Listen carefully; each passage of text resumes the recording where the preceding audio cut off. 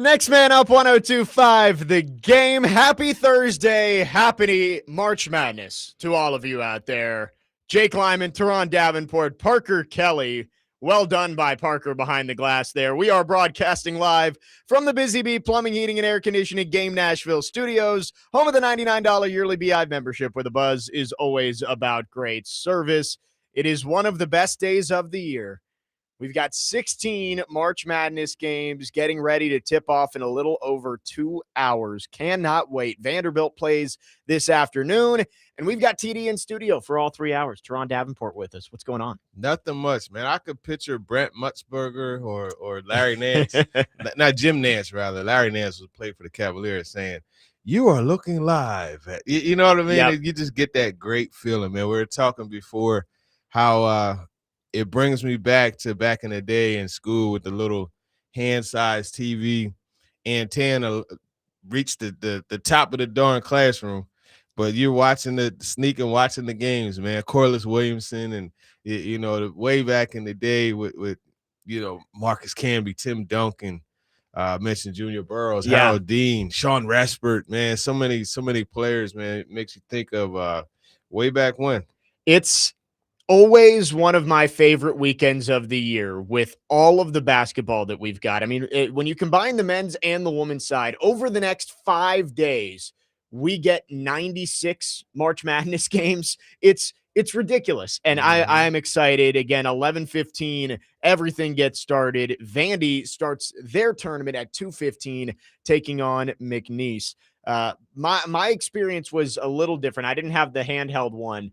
But we had the old school TV that sometimes the teachers would wheel in on the cart. They would wheel them in on the And cart? they'd wheel them in on the cart, and they'd let us watch a little bit of basketball during the day.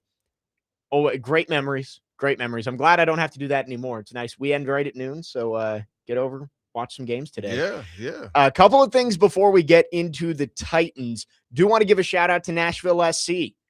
They got the draw against Miami last night, which means they advance in the CONCACAF Champions Cup. So they finally get the monkey off their back, slay the dragon, and beat Messi and Miami, eliminate the reigning MLS Cup champions, and move on in the CONCACAF Champions Cup. So shout out Nashville SC for a big win last night. That's right. Big time, man. And I'm excited. They get to move on. I did not see the result of the other round of 16 game and who they're playing. It's either Philadelphia or Club America, but excited a chance to go win a championship, bring a trophy back home to Nashville in the CONCACAF Champions Cup. So just wanted to shout them out. And again, excited for March Madness today. But when we have TD in, we talk Titans. And yesterday, you got to talk with some of the free agent acquisitions: Wan'Dale Robinson, Alontae Taylor, John Franklin Myers, Cordell Flott, all of the big names that the Titans brought in. Any key takeaways from what you heard from the newest addition to the Tennessee Titans? Well, I thought it was interesting. Alontae Taylor, he said, "Hey, look, man, I expect to play on the outside." I didn't realize that he had never played nickel before 2023, so I thought that was interesting. I thought it was funny. PK asked him about giving up 8 touchdowns, and he found his way to answer that in a politically correct way. But I think Alontae Taylor is going to be really good for this team. I love what he and Cordell Flott said about bringing that feistiness to the secondary. That's exactly what I figured that's what they would bring, watching their play. Flott, he said that he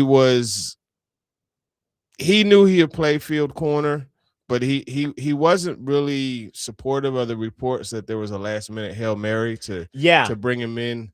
Either way, David Mulugeta, his agent, and Robert Saleh and Mike Borgonzi, can't forget Vin Marino, making the calculator, making the numbers work. But those guys, they did a good job of coming together and finding what they felt would be the best spot. Wan'Dale Robinson, Cam Ward crashed his Zoom, which was funny to me, but he knew right away what to say. You're part of the reason why I came here. And he talked about Cam Ward's ability to extend plays and make plays outside of the pocket. So those are good things. He actually said he expects to play outside too. So some outside. He knows his role is as a slot, but those were some of the things that I liked. I thought Jermaine Johnson and John Franklin Myers, they both talked about being able to control the protection and take advantage of the one-on-one matchups. Very happy to play with Jeffrey Simmons. So those were a few highlights just off the top of my mind. Yeah, Wan'Dale Robinson, I did think it was funny with Cam Ward crashing, and I think he sat down for an official interview with the Titans afterwards that was posted on social media, and I guess he said, "I've never had a quarterback like this before," something like that, or like I've never been able to play with a quarterback who's the guy. Giants fans were not too happy about I bet that. they weren't happy about that, but hey, man, he said it. And with Alontae Taylor and Cordell Flott, I agree. I did like the way they spoke about their roles, and with Flott specifically, that was one of the key takeaways I had was all the reporting was that he was basically signed, sealed, delivered to go back to the Giants, and the Titans came in with a last-minute Hail Mary, and Flott was very quick to say, that's not really what happened. I wanted to be here. Robert Saleh did put forth the role that he expects him to play and what he thinks he can accomplish in this system. Yeah, and that's really what it came down to, him figuring out what he felt was the right fit. And you got that front. I mean, I would love to, as a cornerback, to play behind John Franklin Myers and Jeffrey Simmons, because those guys, they're going to get that interior pressure that rushes throws, that makes a quarterback short on some throws. It should lead to more opportunities as far as turning the football over. So those guys up front got to just do their job, and Flott and crew, they have to do yours. Flott also said, hey, I want this trio to be the best trio in the league. So that's something else to take note of. I thought that was interesting too, including Joshua Williams in there, who I think a lot of Titans fans, when I saw the signing, thought was, all right, that's your Darrell Baker upgrade. Like he's not going to be a starter, but he's a solid 4th or 5th cornerback that Mike Borgonzi evaluated when they brought him in with the Chiefs. So I don't know exactly if that's going to be the starting trio or how much Williams is going to play, but I did find that interesting that they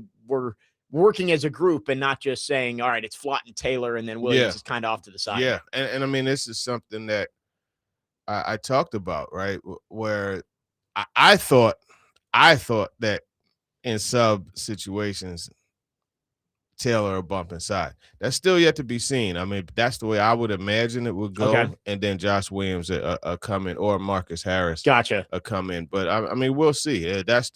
You can never have too many DBs. That's one thing that we continue to see over the last couple of years with this team. So yeah, we saw that in Jacksonville last year with some guys who I did not know existed were making plays out there for the Titans in Week 18. So yeah, and then you mentioned the front. John Franklin Myers, we're going to get into specifically some of the things he said in the next segment, but he did talk about Jermaine Johnson's very public recruiting effort for him. I think it is nice to see that those guys clearly want to be Titans, right? Like, I understand that that's not everything. They got to be good players, but the Titans, with what they've done lately, you've won 6 games in 2 years. A lot of people would think, hey, you're coming to the Titans, you're doing it just for a paycheck. It does seem like Jermaine Johnson and John Franklin Myers are very excited to be here. Yeah, it's authentic, and that's the Robert Saleh effect. That's something that you have to take note of when you have a coach that it has that draw, right? And that's something that Mike Borgonzi said that he really liked about Robert Saleh, seeing the energy and the interaction with the players before games and understanding, hey, that's a guy that's a magnet. Guys want to play for him. He's a guy that also emanates, I think that's the word, right? Emanates, emanates positive vibes, and that's something that they need in the build. At they're 3-14. They're 6-28 in the last 2 years. Come on, man. So they need as much positive. Now, I'm not saying pump the sunshine. I'm saying positive energy. Right. And that means when there's time to, and Robert Saleh said it, they're going to have those conversations behind closed doors. So when it's on time to undress somebody, like, he's going to do it. No, I agree. We don't want to pump the sunshine here, but I think you look and you say there are good vibes in that building, which when you won 6 games in 2 years, having good vibes is something that isn't expected, right? Like there hasn't been a lot of winning that's been done. I think you're starting to see, at least right now, with a long way to go until September when you start playing football. At the very least, I think Robert Saleh has done a nice job of bringing in guys who he thinks can set the culture for this team. Yeah. And we'll see how it plays out, OTAs, minicamp, training camp, and all that. But I do like what Robert Saleh has done bringing in some guys that he thinks can carry on his vision to the rest of the roster. Yeah, and that's really the thing, right? Getting that fast and violent Yeah. approach, and that's something that Franklin Myers and Johnson said when I asked him about what is it about Robert Saleh that you like, and he Yeah. talked about that fast play, and ability to play violent. 615-737-1025 is our phone number if you want to text or call. Our phone line's driven by WilsonCountyHyundai.com. As always, your chance to talk to TD is coming up at 10 a.m. So if you have any questions for Teron, you can get those in. Again, 615-737-1025. Come play hooky with 1025 the game today at Jelly Rolls Goodnight Nashville and on Friday at Boombah's in East Nashville from noon to 6. You can watch the basketball games with us, enjoy great food, handcrafted beverages, and win prizes. NCAA tournament coverage on 1025 The Game is presented by Toyota, Thompson Machinery, and Pizzona MD. We are off and running on this TD Thursday. Coming up next, John Franklin Myers said something interesting yesterday about where he thinks he can play across the defensive line. And I did see a clip circulating last week of Robert Saleh talking about the same thing. Could John Franklin Myers and his versatility kill two birds with one stone for the Titans? We'll talk about it coming up next. Jake Lyman, Teron Davenport, Parker Kelly, next man up, 1025 The Game.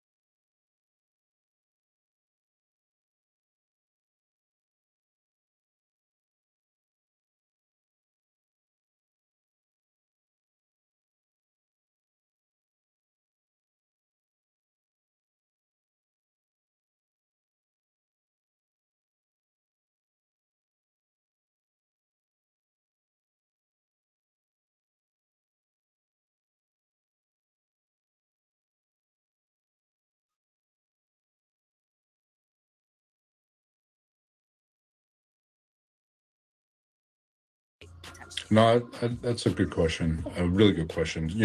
John, I think sometimes we try to pigeonhole players into all encompassing. Like, okay, he's a D end, and therefore he rushes as a D end, he plays D end, and that's what he is. And I'm more in. I've always looked at players in terms of, like, and just using John Franklin Myers for an example, unbelievable edge setter. Too small to play inside. I wouldn't say too small because I think he can do it, but you're wasting.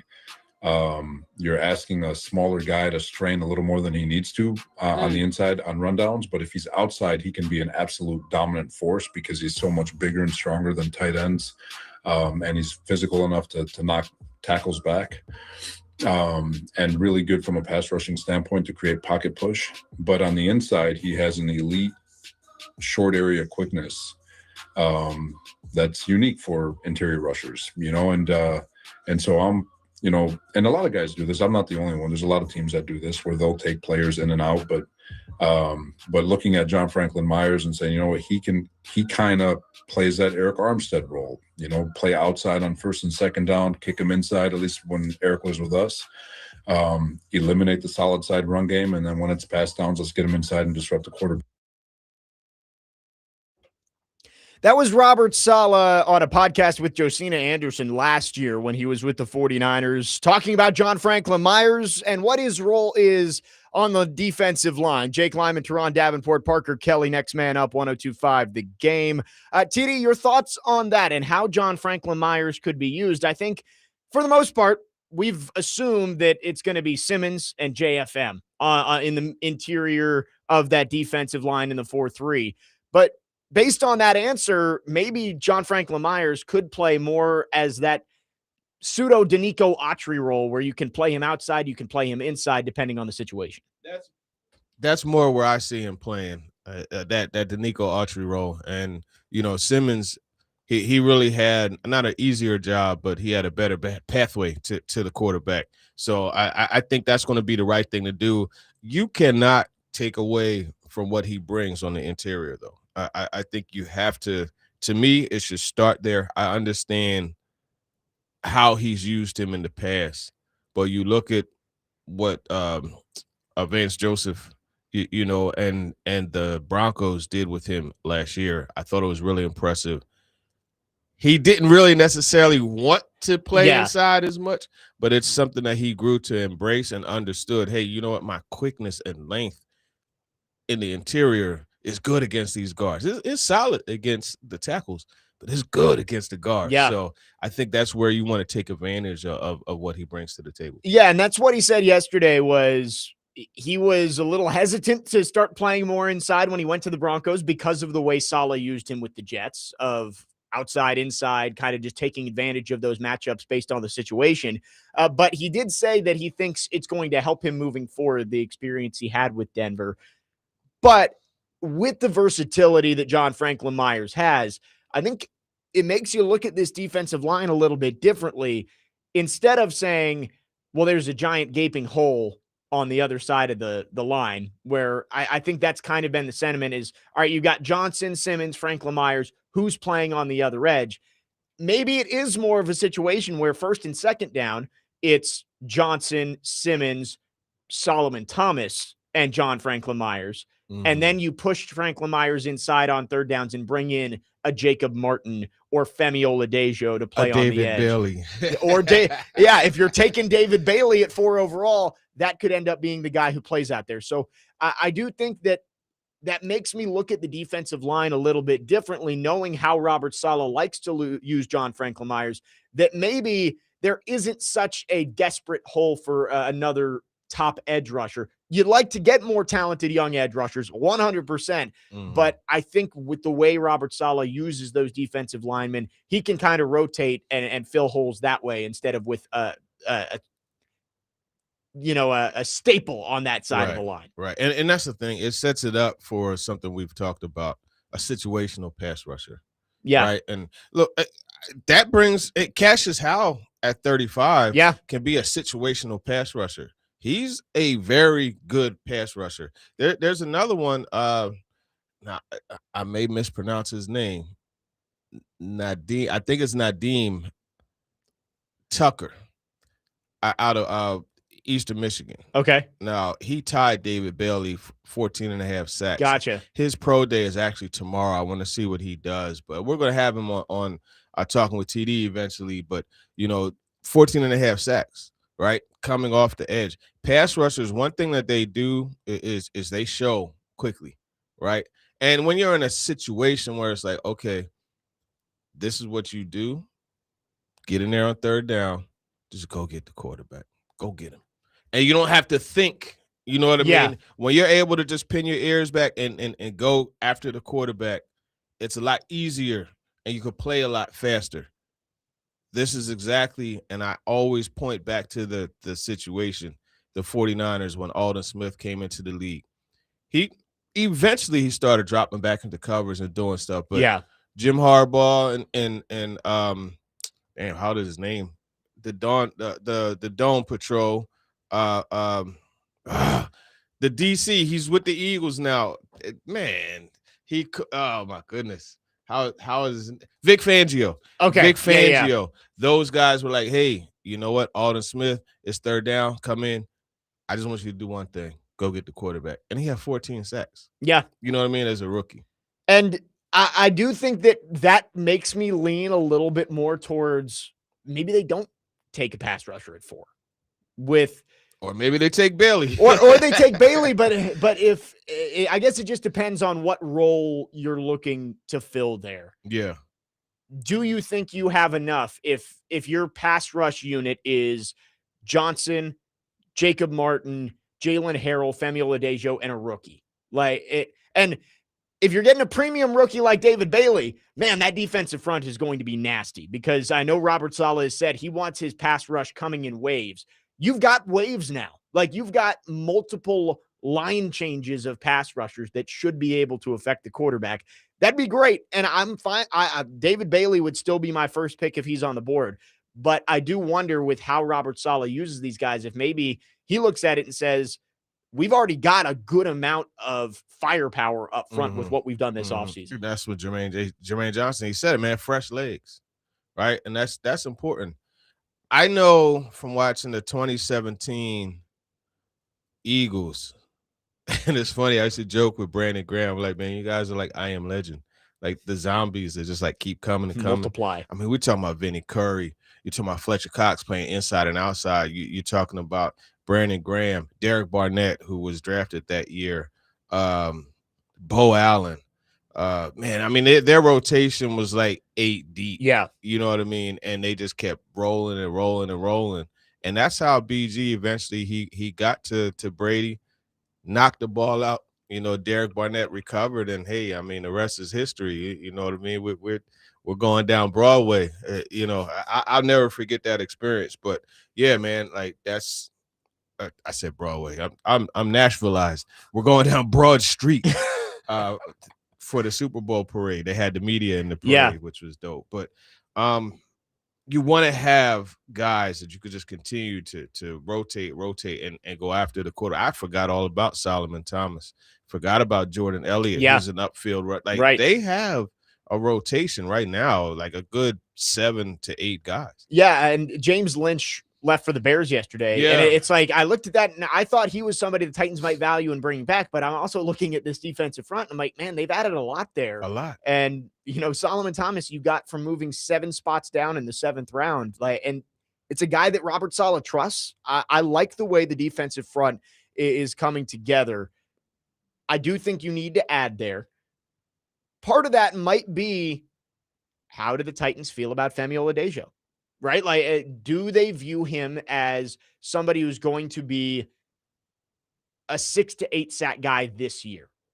He didn't have any sacks last year. I know he only played 6 games, but do you view him as somebody who's going to take that step and be an impact player on the edge? Not a star, but an impact player on the edge right away. I think that might play a role in what the Titans do at the top of the draft. Yeah, that's the big question.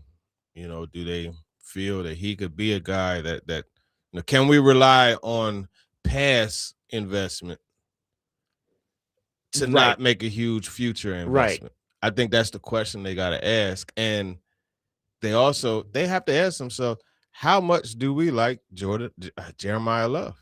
Yep. right? And compare. Okay, do I like Jeremiah Love and Femi Oladipo more than David Bailey? You know what I mean? Yeah, And and these are the Tony Pollard. questions. You know what I mean? Or is, do I like Jeremiah Love, Femi, and Cassius Howell. Cassius Howell more than I like David Bailey, Femi, and Jadarian Price, Mike Washington, Jadarian? Or you know what I mean? Or Pollard or Pollard and Spears. Yeah. You know what I mean? I was gonna say Chris Brazzle. I would just add a little, Yeah, there you go. razzle dazzle. You know what I mean? But no, I mean, all jokes aside, like there are so many directions that they could go. Yep. And I like what they did free agency wise to where they set them up.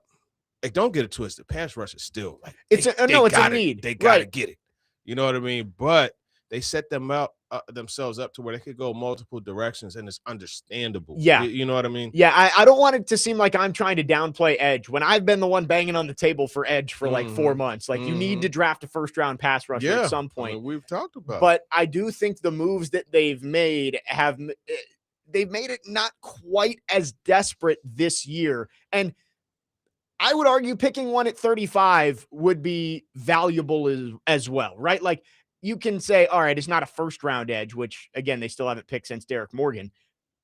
But 35, you're still giving heavy investment into that position. So I could get behind it. And again, the story this week has been everybody, except for Adam Schefter, saying that the Titans are going to take Jeremiah Love. And we can talk about that coming up next. All the mock drafts lately have the Titans taking the Notre Dame running back. We will get into that. We will get into some more draft things, some free agency stuff. And again, your chance to talk to TD is coming up at 10. If you have questions for Teron Davenport, get those in 615-737-1025. Right Time HVAC and Cromwell Media are teaming up to bring comfort back to your home. Is your heating system struggling or completely out of commission following the winter storms? Or do you need a fix to get you ready for summer? Nominate yourself for the Right Time Home Rescue and tell us your story. Enter today at thegamenashville.com/HVAC, and you could win a new HVAC system installed by Right Time HVAC, locally owned and operated. There's never a wrong time to call Right Time. Jake Lyman,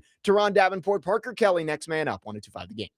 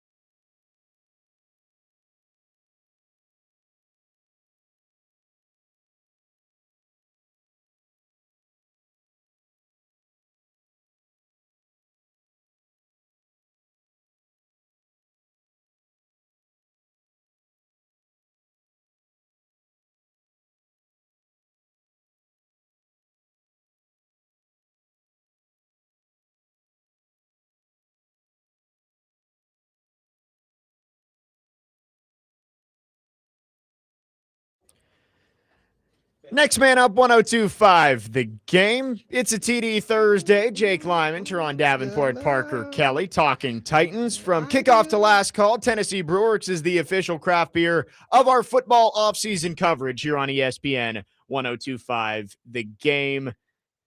TD, you mentioned Vin Marino earlier, and I do want to shout out Vin Marino because the Titans cap maneuvering has been masterful this offseason. Mhm. Somehow, they still have $65 million in cap space. You still have to sign the draft class, so that probably is more like 50 that you can actually use. The only contract that has not come in yet is Austin Deculus, the tackle they signed from the Chargers. So really well done from the Titans on their cap management. Despite all of the big moves they signed, it really has barely made a dent in their actual cap space. And part of that is the decision with Calvin Ridley. They come together. He takes the pay cut, $11 million off that cap hit, and Calvin Ridley gets to stick around for another year. Yeah, exactly. And he does get to stick around. You keep a little bit of firepower there in the receiver room, and it takes away the need to draft one immediately. I think Vin Marino has done a fabulous job of being able, because even you look at the Wan'Dale Robinson contract. Yeah. Like, it's a 2-year deal. It's a big number, but it's a 2-year deal, and it's easy to get out of. And these are things that he's been able to do. I mean, I'm not going to say him solely because it's negotiation, a whole lot, right? Yeah. I mean, the group themselves have done a good job of being able to, because I don't know who's the initial point person. I do know that the numbers wise, like Vin's the one that puts it together. Yeah. You know what I mean? So look, as a group, they've done a really good job. Well, yeah, and Dan Moore and Wan'Dale Robinson are the two deals that you look at, and it's very rare in a 4-year deal like that to have a clean out after 2 years. Usually there's an out. You got to eat probably $5 to $10 million in dead cap. But with Wan'Dale Robinson and Dan Moore, they can get out after 2 years, nothing on the books, which is, you hope that you don't have to with Wan'Dale Robinson. I think Dan Moore, you probably expect that he won't be the left tackle next year. They'll address that in the draft, but they've done a really nice job with the cap. Still plenty of room to spend. Do you think there's any other moves coming for the Titans? I know there's not a whole lot of big names out there. A lot of people around here have brought up Jawan Jennings. I think that's unlikely with Calvin Ridley back.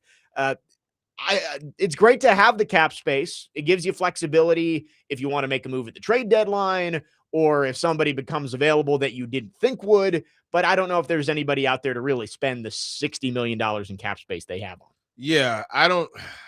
Kevin Zeitler, that's the one.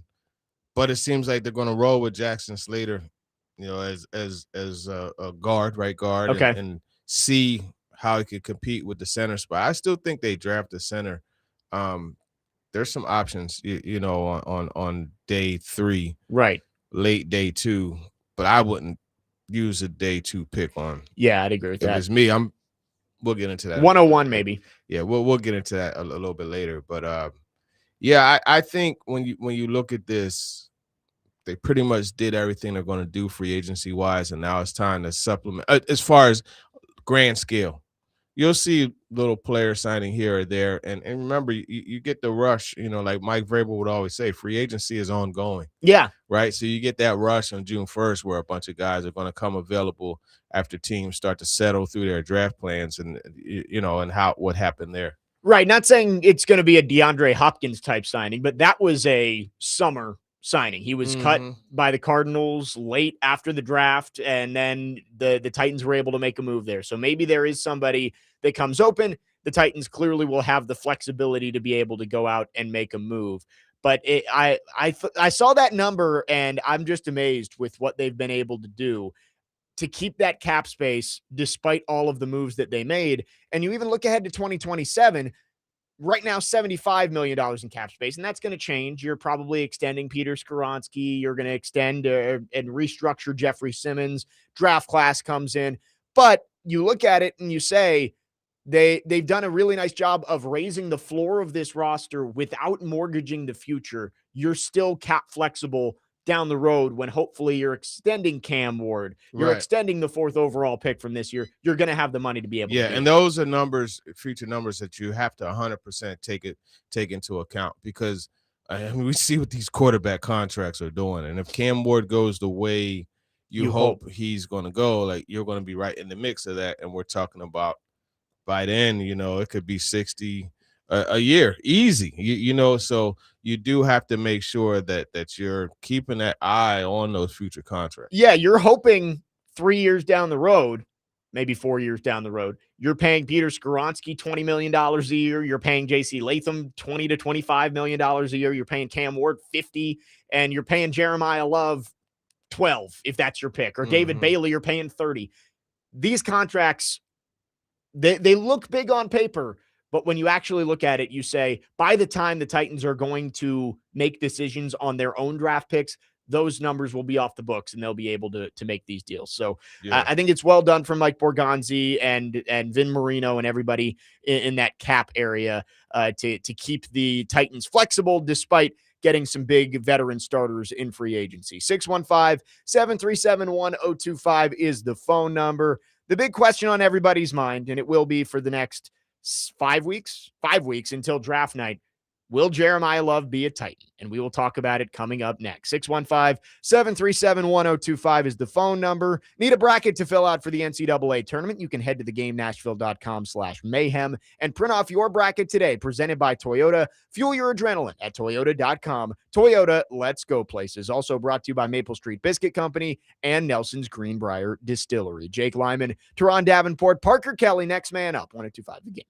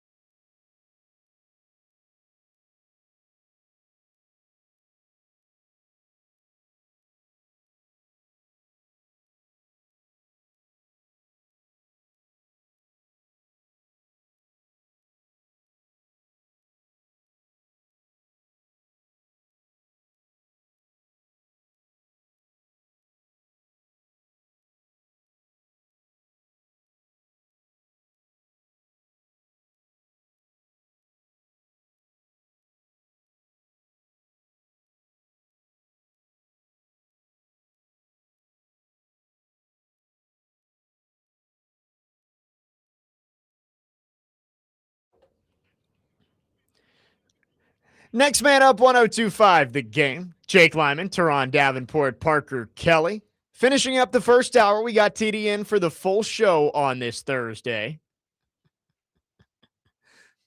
We haven't talked about Parker's playlist yet today. He went from bad boy to death row, man. You going like the 49ers and Seahawks up in here, boy. Rivals. But hey, man, that 112 of that first one, that's that good music, bro. I really like that. That's me and my radio. It happens once a show, you know what I mean? We have to stay on cue. But no, stay on brand rather. But no, I mean, look, man, you can't go wrong. That reminds me that song. It remind that and the Tupac and Jodeci, How Do You Want It? I remember we had the Approaching Storm Classic, and we drove from Cheney University to Atlantic City. We had a game against Bowie State at the convention center. And I remember my one coach, well, he was the compliance coordinator. He kept playing those two songs over and over and over. And I'm like, bro, all right. Listen, I understand you like that, but I'm tired of how do you want it? I'm like, man, we gotta mix it up. Yeah, I'm tired of it. We gotta mix it up. So that song reminds me of that because he ran those two songs. I'm talking about a 1.5 hour drive. It's like, come on, bro. Stop. 615-737-1025 is the phone number. Your chance to talk to TD is coming up at the top of the hour. So if you have any questions for Teron, get those in. I have a hard-hitting question for TD during Talk to TD, and I'm excited. Jeremiah Love, that's going to be the talk of the town for the next month leading up to draft day. The Titans, clearly, there's a lot of smoke around the Titans and the Notre Dame running back. Daniel Jeremiah's mock draft came out yesterday, has him taking Love. And Daniel Jeremiah said he doesn't think that Love gets past number 4. Mel Kiper Jr. has the Titans picking Jeremiah Love, which led to Dan Orlovsky and Louis Riddick saying they think it's a perfect fit, slam dunk. Adam Schefter did say yesterday he thinks that Jeremiah Love watch starts at 5. He says he doesn't see it for the Titans. The more smoke I'm seeing, the more I'm starting to believe that this is actually going to happen on draft night. Yeah, the things you have to consider when you're looking at the mock drafts is, okay, is this a draft of what you would do or what you think will happen? Yeah. That's always the key thing to consider when you're doing the drafts. But, yeah, I mean, there's a lot of smoke around it. It makes sense. You see what they said at the Combine. It is one of those things where this is the time of the year we have to be careful about how much you invest in what's being it's said. lying season. And it's just like, how much do you want to believe someone's going to look you in the face and tell you something that's completely opposite of what they're thinking, and that's really where a lot of the difficulty is. But I mean, at the same time, you also talk to other people who are going to shoot straight. Yep. They're going to, because they're your sources, and Jeremiah Love is being considered. I'll put it that way. So here's why I believe that this is real.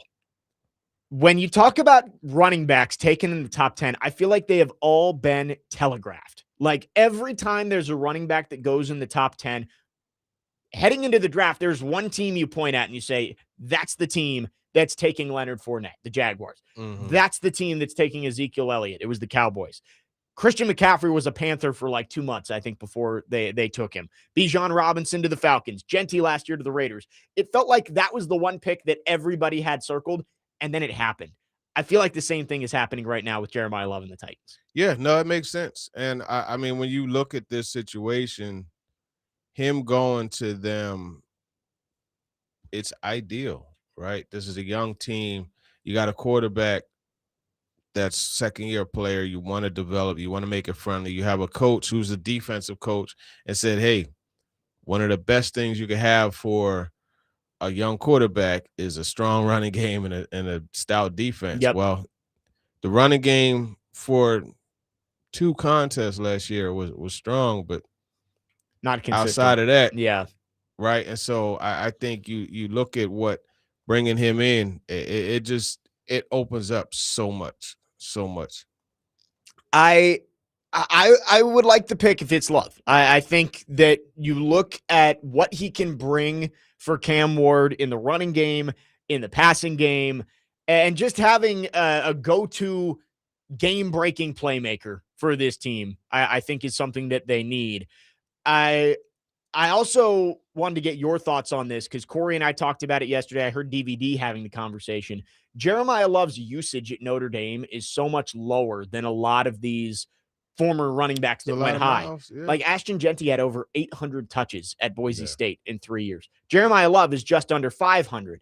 So I think that has to make you feel better about it too. Not only is he young and talented, he also doesn't have the wear on his tires that some of these previous running backs that went high do. And that's another thing to look at, right? And he's a very young prospect also, so you have that. And look,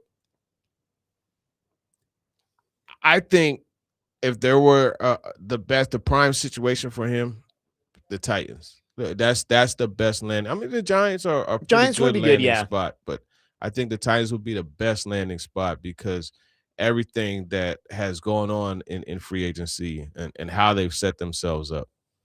If you had to look at there are 4 names that I think are really being floated for the Titans. It's the pass rushers and it's Love. If you had to rank based on most likely for the Titans to pick, where do you think it ends up? Love, Reese, Bailey, and Bain. Yeah, that's a good question. I know we're still 5 weeks away, so like all of this could flip on its head at some point as well. Yeah, I think it goes Bailey, Bain / Love, Reese. So you think Bain is seriously being considered at 4? I do. I think I know they signed Franklin Myers, but again, it goes back to they want a rotation. Yeah, they want the waves. Now you look at the way they've set themselves up. Ideally, it would be Bailey. Yeah. Because as we talked about the shift in Franklin Myers inside, and now you bring your pass rush Right. specialist and go get him, that type. But Bain is just he's another one of that versatile inside outside type of player that they have. Yeah. You know, and even I mean Solomon Thomas gives you some of that versatility. He gives you like that Sebastian Joseph Day versatility. You know, not all the way outside, but you could play him in like 5 and be okay. So I say Bailey, Bain and Love, and then Reese. So not Arvell Reese. I think Arvell Reese probably goes before the Titans pick. They would love for that to happen. And just I think they would love for that to happen. Yeah. With Bain, I think Bain is the most interesting story of draft night. I really do. Because I heard Robbie and Joe talking about this before us I think there are going to be teams in the first round that say we won't take Ruben Bain in the first round because of the arm length. Just like, hey, we're not going to bet on a guy who clearly does not fit the historical mold for an elite pass rusher.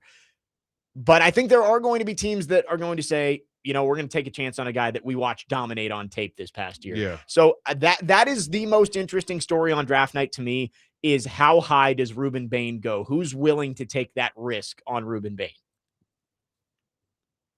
After the Titans, I maybe Commanders. I could see it. Saints, you know, Cameron Jordan. Yeah. I don't think I think Chiefs are going with Delane if he's there, the corner, because they have no corners right now. Mm-hmm. Having traded him. Yeah. Not even that Trent McDuffie. That was strange to me. Yeah, trading McDuffie and then not bringing back Jalen Watson. Because and the thing was, they in essence when they traded Snead, they made the decision, right, to stick with McDuffie over Snead. Yeah. Well, I guess L'Jarius might be making his way back over there. If I was him, that's what I would do. Right, go back. I'd go back. I mean, play for a team that you've had success with before and a coach you've had success with.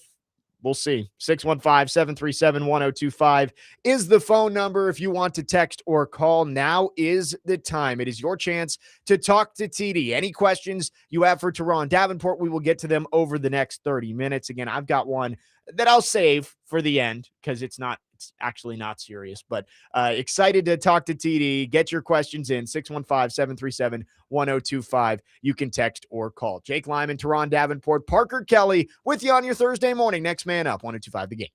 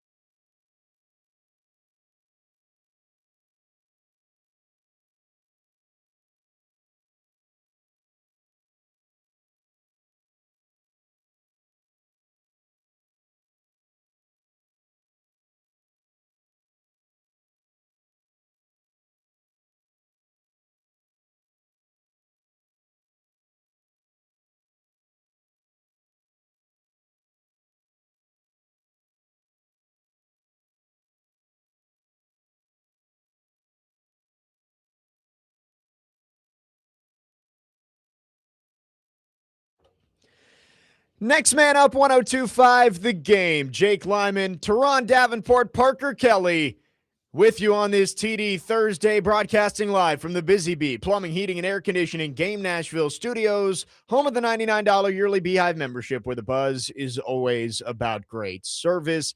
It is the opening day, the true opening day of March Madness. Games tip off in a little over an hour, and don't forget that Vanderbilt starts its tournament run. Vandy men's basketball taking on McNeese in the NCAA tournament. It's a 2:15 tip. Pre-game show at 1:45 right here on 1025 The Game, and the Game Nashville app. Coverage is presented by Gary Force Acura. It is 10 a.m. on a Thursday. As always, it's time for your chance to talk to TD. Get your questions in 615-737-1025. Text or call with any questions for Teron Davenport. This one came in earlier, TD. Jude mentioned this on the text line and on the YouTube chat. The idea of Akeem Messidor being there at 35, and would that be a fit for the Titans? I like the player. I think he's a first-round pick, though. You know what's interesting? I think he's a first-round pick, too. A lot of the times, he's getting there first, and you see Bain cleaning up. This is something I I was with the End Zone boys. We did a show on Saturday, and that's one of the things we're talking about. How, man, Messidor, he a lot of time, man, you see number 3 getting in there before 4, and Bain just kind of cleans up, and I think that's the way a lot of it has gone. So if he could find a way to finish the deal, that would make his stock go even higher. But he's a first-round pick. He's one of those 40 first-round picks, in my opinion. Yeah, he's one of those players that I feel like it's a really high floor for Akeem Messidor. Like, he's old. He's 25, somewhere in there. So he's an older guy, but I think that means he's probably going to be a pretty instant impact for your team. The one concern you would have is how long is what's the longevity of his career? He's not going to be a star pass rusher for 8 to 10 years, probably. Right. But I think there's going to be a team later in the first round who says, that's a guy we can plug and play this year and try and go win a Super Bowl. I don't think he gets there to 35. But yes, if the Titans take Love at 4 and he's there at 35, I think that'd be a good pick. You draft a guy and you get a good five years of solid play out of him. I think that's hitting. Yeah, especially late in the first round. Like, I think in the top 10, you're looking for those cornerstone, all-pro, 10-year veteran players that you're going to have. But I think that you probably in the later half of that first round, if you're a team that feels like they can compete, you're perfectly fine with taking a 25-year-old Akeem Messidor. Yep. Caleb on the text line asked, why are we against signing Jauan Jennings, even with bringing Ridley back? He will only be here for one more season, and you play a lot of 3 wide receiver sets. Ridley, Robinson, and Jennings would be pretty solid, and then you would still have Robinson and Jennings longer term if you find a true wide receiver 1. I'm the whole craze over Jennings is not something that I really understand. Yeah. I think you could get him in the draft. I mean, frankly, you could get him 3rd, 4th round, even 5th. Like, I don't see the big craze, and it's just what he would cost. Yeah, what he bring. I mean, have basically Alec Ironman could serve the same type of role. That's exactly what I was going to say. Is why block the young guy, right? Like, Ironman, I think already is probably your wide receiver 4 at this point. And if you draft a guy, he might fall even further back. But if you're going to give wide receiver 4 or 5 reps to somebody, I'd rather do it for the young guy who maybe can develop and be a better player than Jauan Jennings, rather than just bringing in Jennings just for the sake of it. And I'm always cautious of, like, he's down the totem pole with the 49ers. Like, defenses they're looking at, hey, right, what can I do to stop Christian McCaffrey? I can't let George Kittle kill me. Like, you know what I mean? There's no defensive coordinators who's saying, what are we going to do to stop 15 this week? Right. It's like, all right, if 15 beats us, so be it. And he had some really good games. I think it's more he's a Vol, he's from the area. Like, I think that's a lot of why people want him here. And if you hadn't brought back Ridley, I could understand it. but I feel like it's repetitive at this point. Well, if that's the case, you're rocking with the Vols and all that. I get it. Well, you know what? Bang the table for Chris Brazzell, the 6'5" Right. guy that Yeah. could ran a move. 4.37. You know what I mean? Why not bang the table for him? I agree. If you're bringing in a Tennessee wide receiver in the next couple months, it should be Chris Brazzell. Yep. Belvis on the text line from Houston says, with the free agent moves made up front and flexibility of those players, are we believing that Saleh can develop Femi and Harrell? Shouldn't Love be a no-brainer at 4? We kind of had this conversation earlier of like, do you think Femi is viewed as a guy who can become maybe not a star, but a really productive player on the edge? I think they view him as one. Yeah. No to the no-brainer of Jeremiah Love at 4. No. You always have to have the pass rush in mind, and David Bailey, who is a very, very good pass rusher. He's the best pass rusher in this class. If he's available at 4, you have to consider it. You have to. Yeah.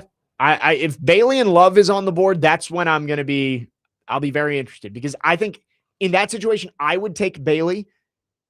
Any other situation, I think I'd take Love. Mm-hmm. Like Reese versus Love, I think I'd go Love. Bain versus Love, I'd take Love.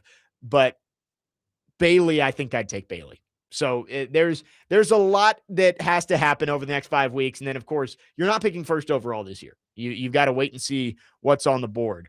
0900, we get these questions a lot. When do you see Eli Stowers and Diego Pavia getting drafted? I think Stowers, after that combine performance, probably raised his stock a little bit. Yeah, I think he raised his stock a little bit. But again, the combine should never be, hey, all right, now all of a sudden I got to take him. It's okay. Let me go back and see. Oh, does this show? Stowers, I would say day 2, he's gone. he will be gone. Yeah. I would imagine second round. I'd say middle of the second round, probably. Because that's when you start to just, okay, he's a playmaker. Let me get him. Yep. The positional value thing kind of fades away after the first round. But I mean, you look at him, and then Pavia, I would say day 3, maybe undrafted. I think somebody's going to pick him like 5th or 6th round, and he's one of those guys, right? You want to change the culture. You want somebody to come in and be a viable backup, a guy that can give you a few starts in a pinch and win you some games. I look at him as that. I look at him as he's going to be one of the better backups in the league. And on top of that, he gives you a pretty good scout team look, because he does have the magic ability to extend plays and give you the running ability from the quarterback as well. Yeah, I would agree with that. I think Pavia gets drafted, but it will be late day 3, 5th, late 5th. If I had to guess, I'd say 6th round for Diego Pavia. 615-737-1025. Again, it's your chance to talk to TD. Let's go to our phone lines, driven by WilsonCountyHyundai.com. Kenny the mailman is called in. Kenny, good morning. Thanks for calling. Good morning, good friends. I know this isn't fair because it just happened. TD, did your phone just ring with Miami's latest trade? Can you comment on it? No, I didn't get a buzz on that, but I didn't look at it. 2 minutes ago. I wrote it down so I'd keep it straight. It's sort of confusing. It says Miami is trading the 2 dolphins on the side of their helmets for 4 tuna fish to be named at a later date. Okay, so there's a reason why I didn't get the buzz. Hey, you never know what they're going to trade these days. Yeah, no, you're right. I mean, Kenny had me scrolling through Twitter thinking I missed something. Yeah. Gotcha. They're now saying Devin Achane is not available. So, but the Dolphins are. But the Dolphins are. Well, Yeah, maybe they're seeking a rebrand like the Titans. Well, I consider y'all logical, and I have a lot of reason behind you. Can I ask y'all an NCAA tourney question? Yeah. Okay. North Carolina State, Texas, Miami of Ohio, and SMU, they were given number 11 seeds, right? All 4 of them. Yep.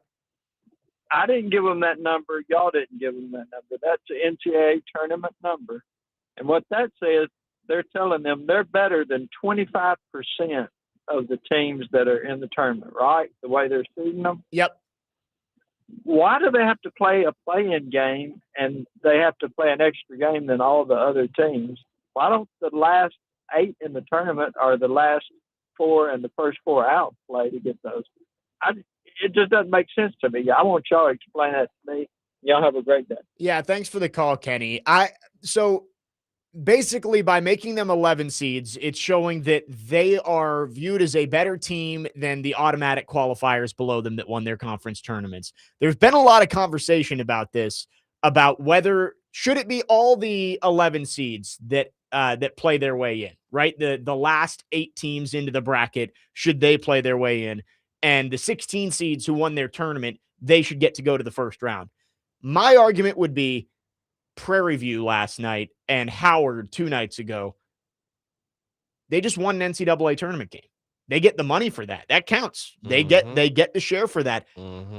What are the odds that if you get that automatic bid and you play the 1 seed that you're going to win that? It's only happened twice. Yeah. So I think that's why they do it is, yeah, the 11s, the last 4 in should have to play their way into the tournament, but give those 16 seeds a chance to win an NCAA tournament game, which is very unlikely if you just throw them into the round of 64. Yeah, no, I like that. And it gives, as you said, the school an opportunity to make some money. So I think that's why they do it that way, Kenny. I hope that answers the question correctly, but there has been a lot of talk. Some people think it should all be 16 seeds who have to play. Some people think it should be all of the last 8 teams in. I like the way they do it, having half and half. 615-737-1025. We got lots of questions on the text line for TD. Get those in. 615-737-1025. We will get to more of them coming up next. Jake Lyman, Teron Davenport, Parker Kelly, next man up. 1025 The Game.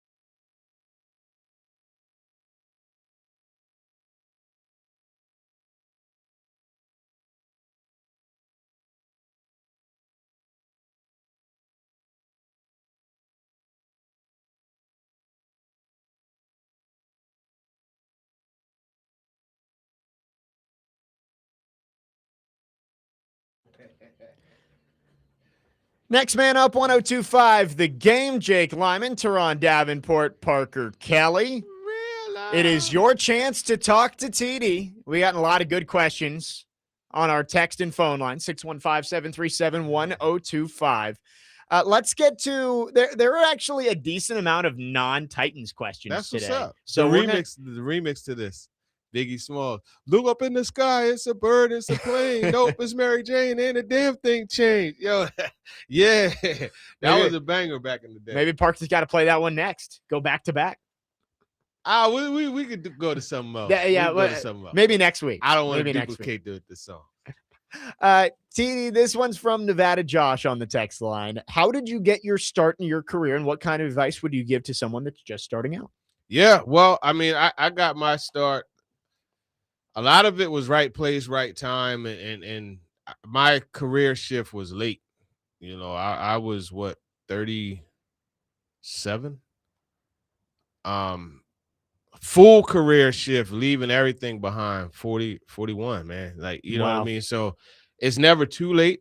I would say just find your lane. You got to find a way to separate yourself from others. And I'm not going to say necessarily make yourself better than others, but different from others while being good. And what my lane has always been is being able to discuss the game in terms that will work when I'm sitting down talking to Deshaun Jackson. Yeah. Just the same as it'll work when I'm sitting down talking to, Randy, the Titans fan. Yeah. And I think that's the main thing that I've been able to do. Now, we all have our own lanes, right? And so I think that's really find your lane and dominate it. I say it that way. One of the things Ray Lewis always said that I love is the only thing that follows hard work is results. Yeah. So be willing to put in the work, man. And you got to get places others don't. You got to do things others won't. It's great advice. That's pretty much in a nutshell what I would say. Love it. Love it. 615-737-1025. If you want to get questions in for TD, here's one. I was going to get to this at the end of the show, but Joey from Bellevue was asked, TD, what is your take on PK's beef with T-Rack? Man, listen, I tend to not pay attention to the things of little relevance to me. I don't know. I think sometimes like he'll just pick a mountain and he's going to die on it. Yes, he is. Let me rephrase the question. How do you feel about raccoons? Yeah, raccoons in general. Thoughts on the animal?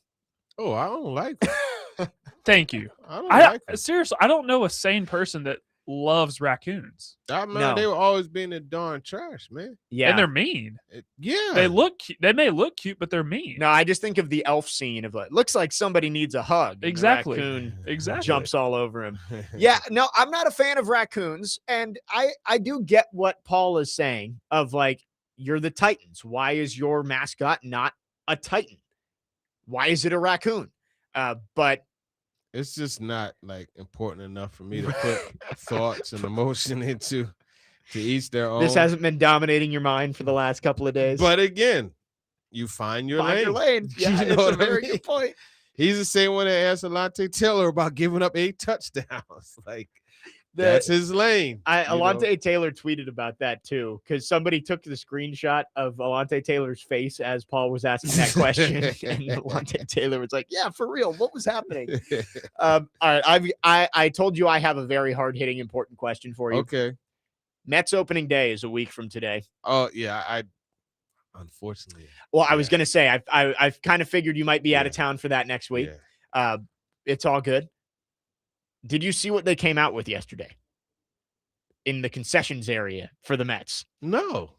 They have released a 999 challenge of 9 beers, 9 hot dogs for 9 innings.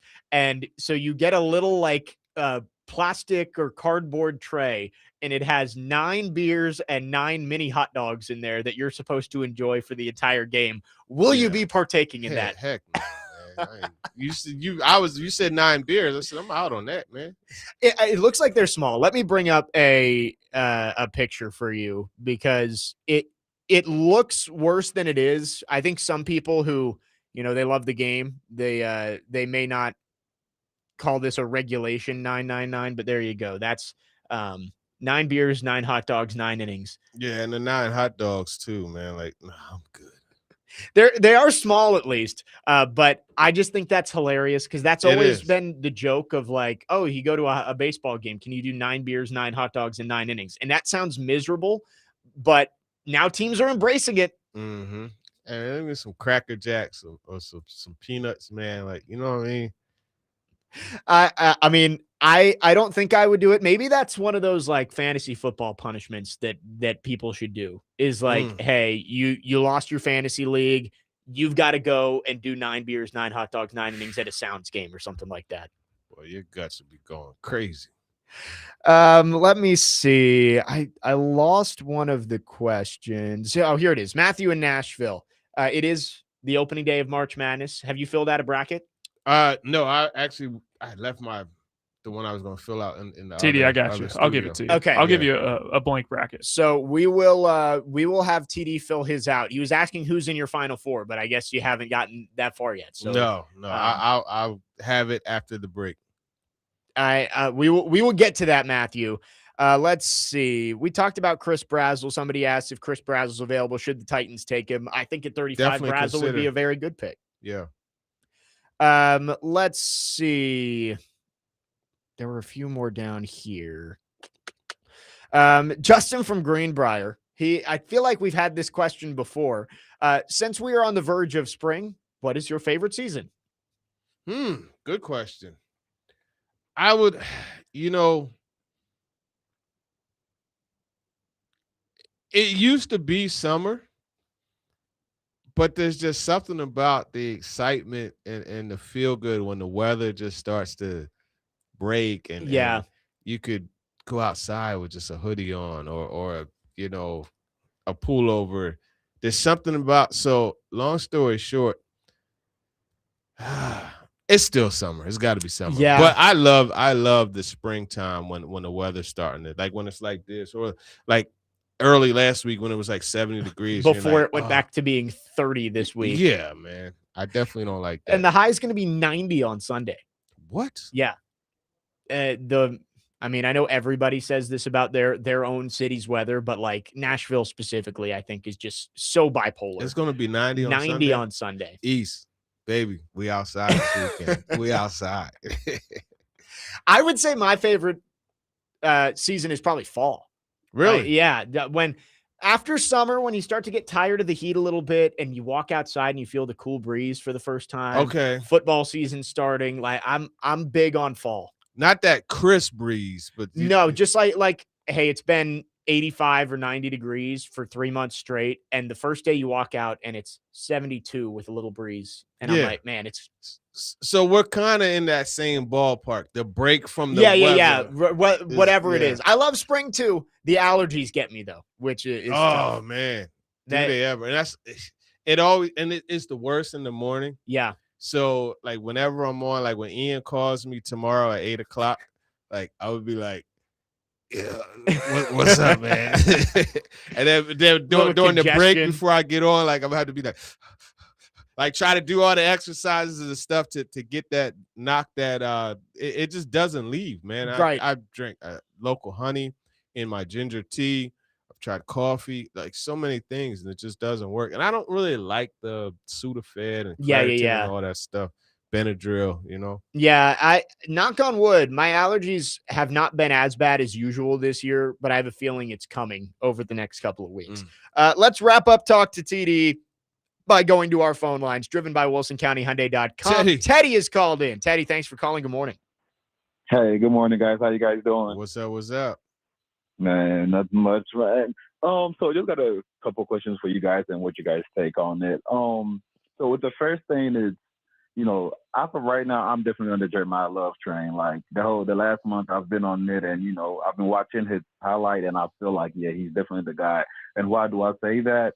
Yeah, we did bring in Wan'Dale Robinson this offseason, which is a very good weapon to help, Cam Ward develop. We did restructure Ridley, so that is nice. But watching him, man, the guy like TD, you've been saying, he's more than just a running back. He's a pure playmaker. And when having somebody like that hell, sometimes you can have him lined up as receiver and, go up against linebackers or whatever the matchup is. So I feel like with that is what we should look at number 4. And with the edge rushers, what if Femi and Jermaine Johnson have a wonderful explosive season that we all don't expect? Where does that put us in? Okay, well, with Femi and Jermaine doing that, there's no rush to go get an edge rusher right now. We can kind of wait and see how this thing plays out. So that's my take with that. That's why I'm not really big on the edge rushers, because there is a couple like edge rushers in here that can come in and do the job for us. But there's not a couple of running backs that can come in here and do the job for us ASAP. So that's my take on that. And my second thing is with the whole linebacker situation, like, I feel like, man, folks might be sleeping on James Williams, man. That's like that might be a broke man Sonny Styles, but, they're about the same size, played a safety position and got converted to linebacker. There's some type of similarity over there. So I feel like with Salah being the linebacker guru that he is, I feel like we need to give time and let it develop. We're not in rush to go win a Super Bowl next season or win our division next season. We know that we are growing. So I feel like that's what it should be. And what are you guys' take on it, man? Yeah, I like that. You look, I think of Telvin Smith when I think of James Williams, Yeah. who excelled under Salah as his position coach. So you're right on with that. The running back versus pass rusher situation. I think when you look at Salah, I mean, honestly, in his various stops, I would say Nick Bosa, Bruce Irvin, and Bruce Irvin wasn't dominant, but he was a strictly pass rusher. I'm trying to think. Like during his Jets time, there wasn't really a dominant guy on the edge. He had Quinn Williams in the middle, but like didn't have that players who can come in and do the job. He's proven that he can succeed without a dominant pass rusher. But having one would definitely help. At the same time, you look, and that's the dance, like that's the back and forth you have to figure out. I think when you look, man, it's tough. Outside of Bailey, I think Jeremiah Love gives you the most impact. Yeah. Quickly, first 2 seasons. Right.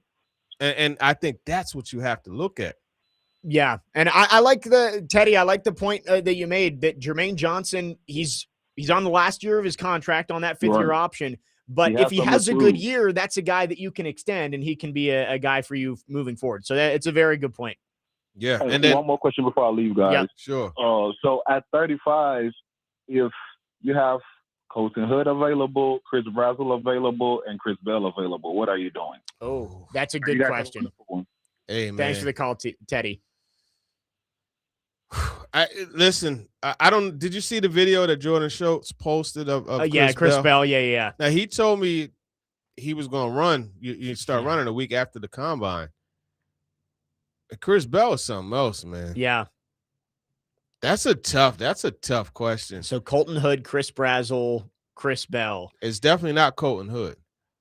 Out of those 3 at 35. I'm going to go ahead and do it. I'm going with Chris Bell. And that's probably not telling the full story of who could be there, because there's probably going to be a pass rusher that might be worth a pick there too. Zion Young, Cassius Howell, R. Mason Thomas. Josh Joseph. Yeah, right. So I would go Bell. Okay. Yeah. We'll talk a little more Chris Bell later in the show as well. 615-737-1025. Appreciate everybody who joined in for Talk to TD. The big question mark for the Titans right now is the interior of the offensive line. We talked to Corey Curtis about this yesterday. Wanted to get TD's thoughts. Is there more coming on that offensive line, or could the Titans be rolling the dice with Slater, Sloatman, and Volson at center and right guard? We'll get into it next. Jake Lyman, Teron Davenport, Parker Kelly. Next man up. 102.5 The Game.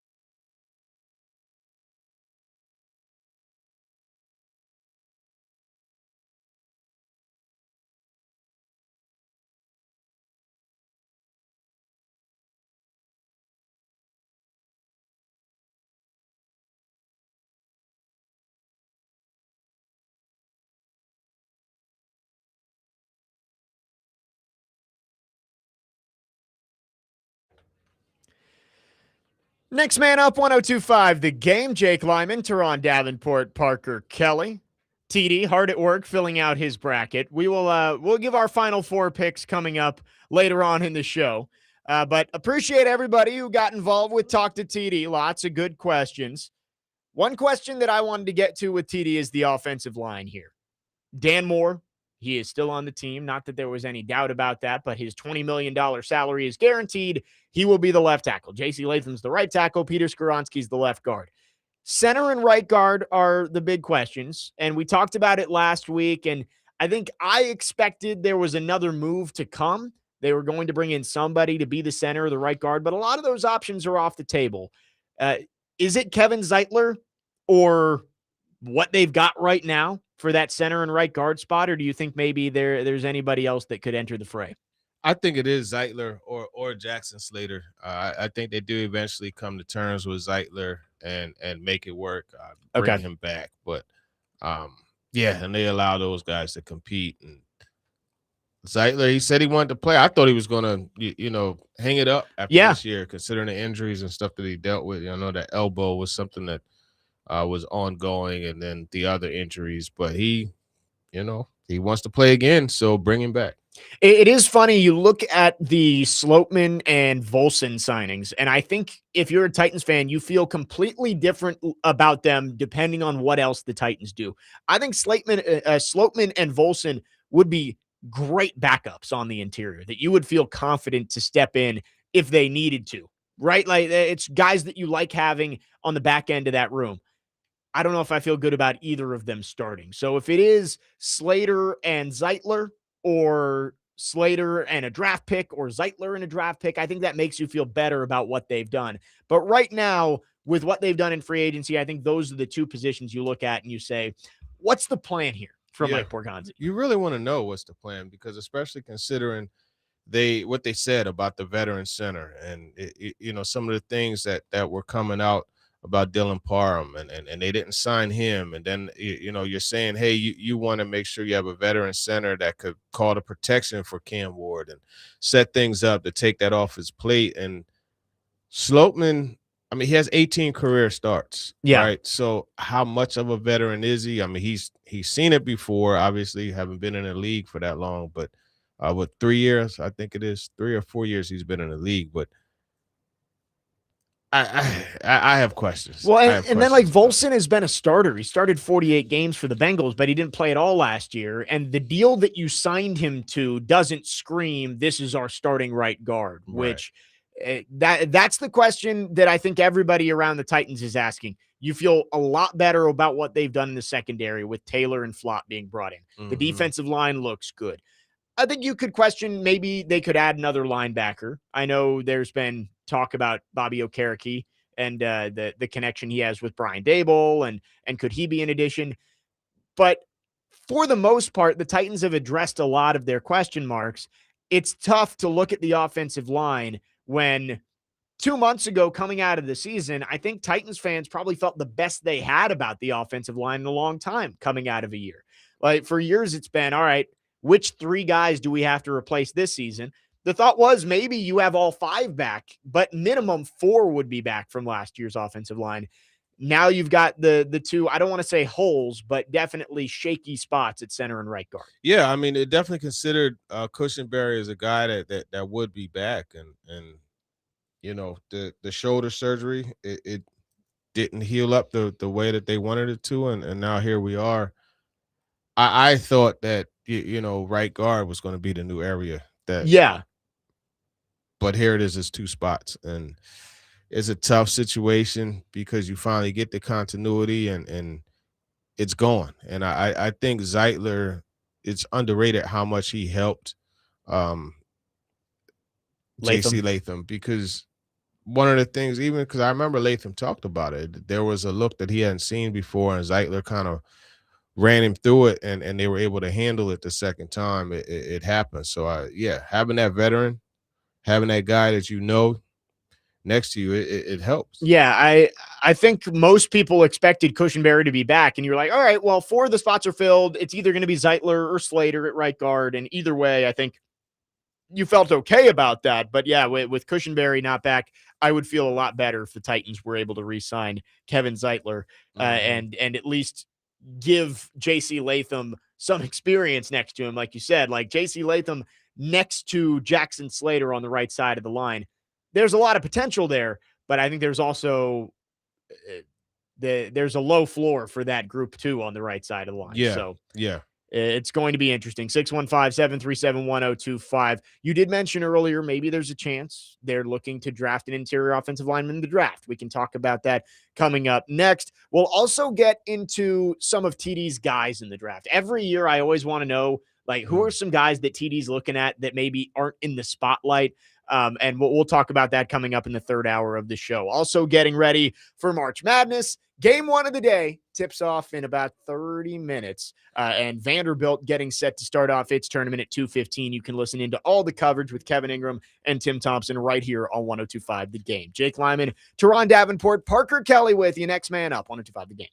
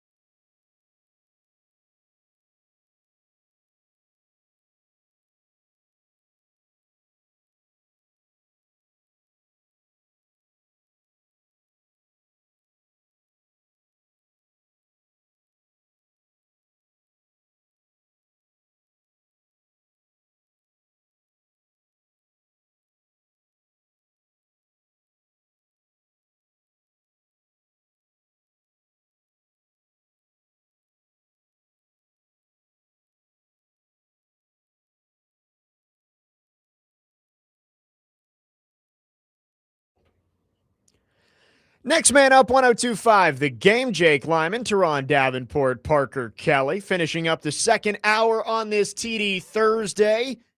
It is the opening day of March Madness. TD's got his bracket filled out. We'll give out our final fours as we get closer to tip-off at 11:15. But we were going through the Titans' interior offensive line. That is the one glaring spot on this Titans roster that you look and you say, who's the starter there? And you brought it up earlier, TD. Maybe the Titans are looking to address that in the draft. Maybe not with one of your first 3 picks, but you've got that first pick on day 3, 101. Maybe they are looking at saying there's going to be a good interior offensive lineman there that at the very least we feel like can compete for a starting job as a rookie. Yeah, I think that's, look, if they draft a center, they're not expecting they're hoping he doesn't start. But I mean, I think they can go depth there later. And there are some guys you could get that, because the Sloatman deal is that a 1 year? 2 year deal. A 2 year deal. Yeah. So, I mean, look, to me, that's more of like a Band-Aid type of situation. Yeah. Yeah. Honestly, I think Sloatman is more like your Corey Levin type of guy. Like he's going to be somebody that you can rely on in a spot start if you need him to. He can come in, but I really don't know if he's a starter.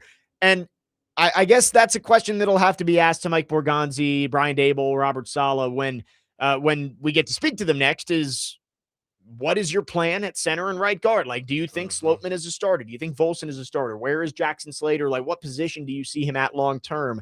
Those are all questions. I know there's are some players that have been named for the Titans that maybe you could look at. I've seen a lot of people mocking Keelan Rutledge out of Georgia Tech, guard to the Titans. And then Jake Slaughter is the popular name at center out of Florida. I think if you want Slaughter, you're probably going to have to take him in the 3rd round. And again, I would, with the depth of the wide receiver and edge groups and cornerback too, if you wanted to go there, I would rather get one of those players than use 66 on a center. Yeah, no, without a doubt. I think you have to look at your more impactful options. And to me, you could get a much better receiver in that round. You could get, if you don't go pass rusher, you could go. Now, to me, what I would honestly try to do is package Levis and a pick to get back into the second, maybe mid to late second, and take Chris Bell there. That would be my goal, what I would be looking to do. So you think like if they went 66 and Levis, that could get you back into the 2nd round? I mean, it's only 2 picks, so it wouldn't be that far, but depending on who would end up making that trade. Yeah, I mean, you look at 2nd round draft. I'm looking at the round. the 66th pick in the draft is worth 260. Trying to see, like, the Rams, you would only be moving up 5 spots. And I know that's a team that we've looked at, but like Jacksonville, that with the Liam Cohen connection, maybe that's something. The Jets pick all the way at the top of the 2nd round. I don't believe they have a second one. So, they do. Yeah, 44. The Jets at 44. So if you made that trade, that would value Will Levis as like a mid 3rd round pick, which is probably a little too high. Yeah, it's a little rich. But let's say it's Jacksonville at 56. That would value Levis as like a mid to early 4th round pick. I think that's probably a little bit closer. The Steelers at 53. Yeah, there are teams that I could see you doing that for. I was more thinking if you're going to use Levis to move around, it would be from 101 to get back into the 3rd. Yeah, it's more to get back into the 3rd, which would mean.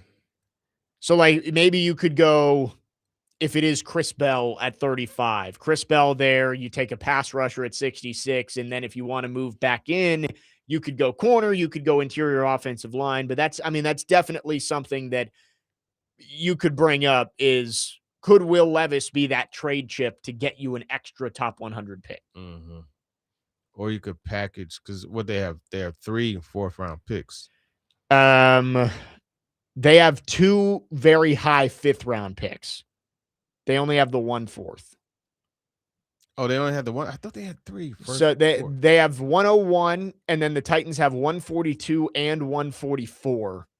One of those, I believe 142 is the Jets pick that they got in the Draymond Jones trade. Okay. Yes, you got 144 there. Yeah. Yeah, that would be where they try to move up. 101 would be where they could try to move back into the third and in essence manufacture that third round pick. But I think Chris Bell is going to go second round, so they may end up having to take him at 35. At 35, if yeah. they really like him. But and that's kind of where I am too. Is you need edge, but I think there's going to be a run on wide receivers at the top of that second round. And I think you may end up getting a better edge player at 66 than you would wide receiver at 66. Like, I think there's a chance that Omar Cooper or Denzel Boston, Chris Bell, Chris Brazzell, like all those guys are sitting there at 35. Some of them maybe, but none of them are going to be there at 66. I'm looking at edge. Like, maybe you could end up getting probably not a guy like Zion Young, but that next tier could be there at 66. Is it Jackus from Illinois? yeah, he's actually pretty good. Like I that, just maybe watched him. he sneaks into the third round. I don't know, but that's what free agency has done for this team. Is it at least gives you the option of, all right, it doesn't have to be edge at 4, wide receiver 35, cornerback at 66. Like, we have to do that structure of it because we're so desperate. Like, I think they're going to be able to, as you always talk about, go vertically and horizontally and look and see which player is the most valuable at all those picks, regardless of position. Yeah, I mean, Derek Moore, Malachi Lawrence, those are other guys. Josh Josephs, those are other guys I could see, in that bottom part of it. So, look, I think, and even Romello Height is a good player. I mean, you watch that whole Texas Tech defense; it was just fun to watch. Yeah, so many good, Jacob Rodriguez, Lee Hunter, who we'll get into a little bit later. These are guys that you could probably get that can help out. Is it Derek Hall, the Michigan pass rusher that he dummied somebody at the Senior Bowl? Derek Moore. Yeah. Derek Moore, yes. Not Derek Hall. Derek Moore. He and TJ Parker, man, those two guys are super strong, man. 615-737-1025. So speaking of this, we are going to get into some of TD's guys. I think over the last few years, as we've gone through the draft process, there's always a couple of guys that I know TD loves and would love for the Titans to draft on day 2 or day 3. We're going to get into some of those names coming up next. And again, talk some March Madness in hour number 3 as the NCAA tournament, the first round, tips off in 15 or 20 minutes with TCU and Ohio State. So can't wait for that. Hour number 3 coming up on this TD Thursday. Jake Lyman, Teron Davenport, Parker Kelly, next man up, 102.5 The Game.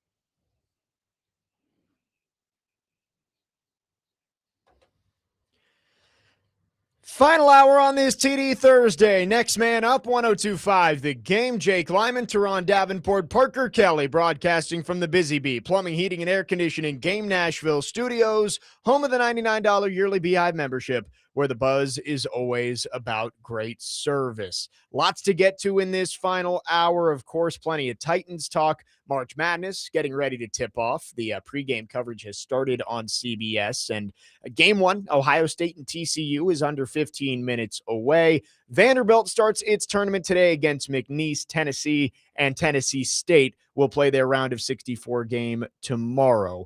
TD, I always am interested as we get towards the draft. You always have your guys who you're looking at. Last year, I'm blanking on the cornerback out of Louisville, who I know you, Riley. Yeah, Quincy Riley. Yeah. You loved him, and I was hoping the Titans would be able to get him. He was in the building, man.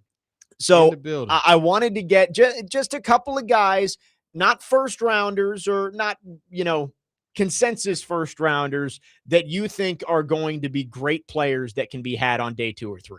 Yeah, well, I think we could start at the receiver position, and Jeremy Bernard is a guy that I've liked this whole year. Yeah. Watched Alabama because I wanted to see more of Ryan Williams, and I kept saying, man, this number 5 dude is sturdy, man, and he's someone I see, man, he gets yards after catch, he catches with his hands. Oh, wow, look, they got him in the backfield. He's just consistent. So I definitely like him as one of them. Skylar Bell is a guy, actually Derek Dickerson, Coach Jew from the End Zone Boys put me on to him back in October, and I started watching. He's a Wisconsin transfer. Gotcha. His routes are solid, but this dude will get you yards after the catch, man. He's so good at yards after the catch. So you got him. Omar Cooper Jr. I just kept saying, because I remember in the media room, we were talking about Indiana. I kept saying, man, that number 3 is good, man. I like number 3. I don't know his name, but man, number 3 is fun to watch, man. He's good. And so you have him. Chris Bell, though. Chris Bell, you'll hear me talk about him consistently. Yeah. I love his size. I love how he runs through the catch, the yards after catch that he gets. The way he attacks the football. That Louisville versus Miami game, that was one that just, man, I was like, yeah, this is a guy. So that's 4 different receivers. Pass rush wise, Cassius Howell is a guy I talked about a lot. You go back and watch the LSU game. Yeah. I think it was Mississippi State. He had one. Look, Utah State is not the marquee school, but he had 3 consecutive sacks. Just ended a drive all by himself. Back to back. He said, I'm going to kill this drive personally, and did it. I think he's one of those guys, that bottom half of the first, top of the second, at 35, he's definitely an option. Derek Moore, you touched on him. Yeah. The power, the bull rush that he brings is something special. He's a pass rush specialist. Solid against the run, not as good against the run as the pass, but still he's serviceable and he'll set the edge for you.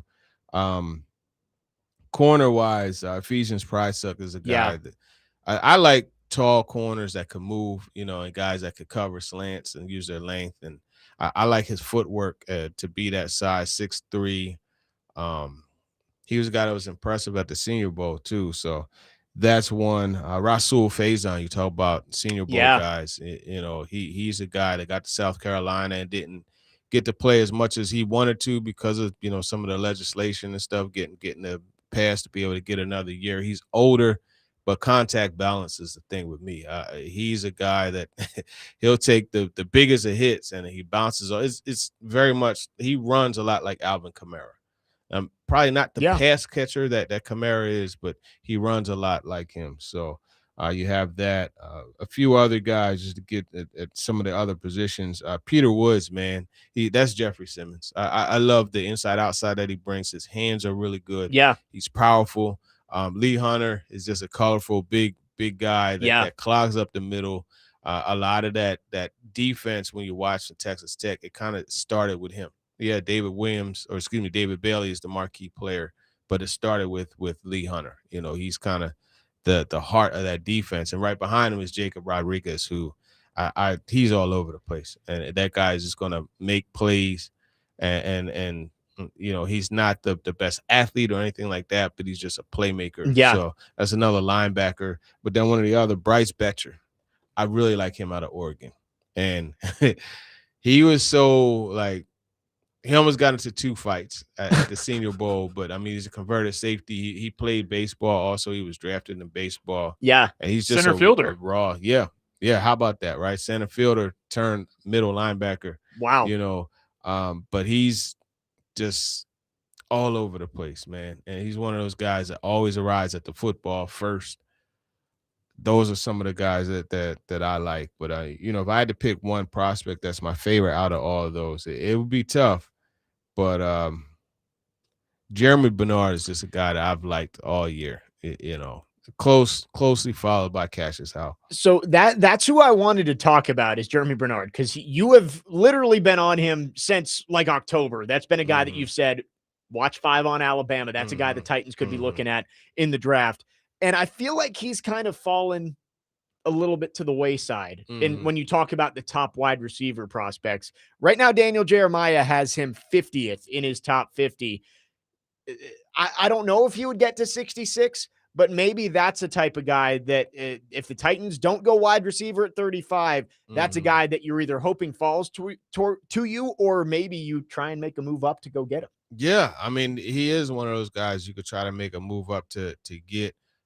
Zachariah Branch, just looking at how the rank, like there's a cluster, Malachi Fields, Zachariah Branch, Skylar Bell.